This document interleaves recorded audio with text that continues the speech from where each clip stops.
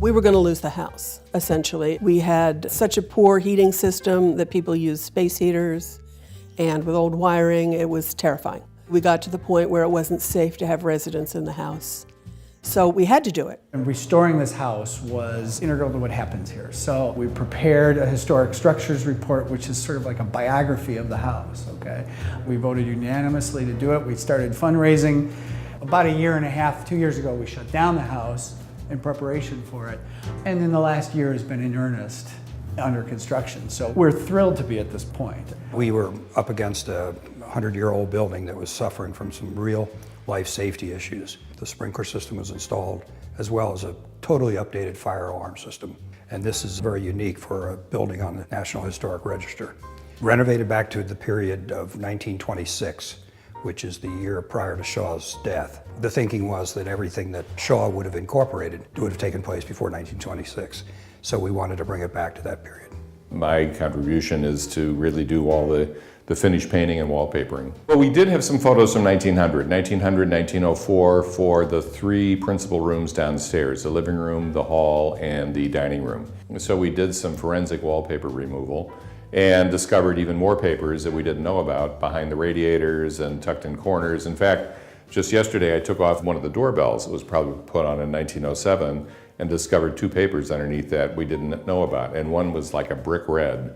So the whole upstairs hallway at one point was papered red. For the first floor, we're really trying to honor what was there. So in the dining room, I actually found two scraps of the original paper behind the thermostats. And we're having that paper recreated from those scraps and black and white photos.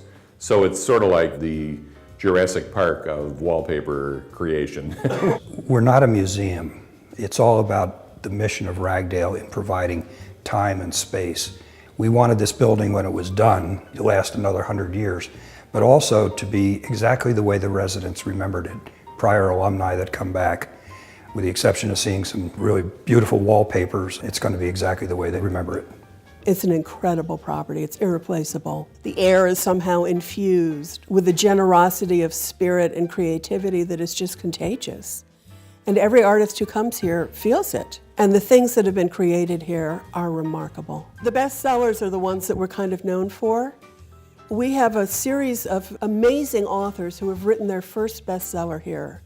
Alex Kotlowitz, There Are No Children Here. Jackie Michard, Deep End of the Ocean, which became the first Oprah book choice.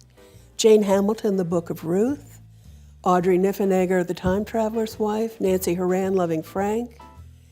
And when these people came here, they were not best-selling authors. It really gave me the first time I showed up with 12 big canvases and no excuses, and I didn't know exactly what was going to happen. I found my artistic energy, and I thought I'd be taking bike rides and looking at the neighborhood, and no, I just worked my butt off for 12 hours a day. For me, it was really a pivotal experience in getting in touch with that creative side and how to make that work. For me, it was very pivotal in becoming an artist. Ragdale Days on the 3rd of June. The full community is invited out to the campus for a day of exploring what this place does. There'll be artists in the various workshops.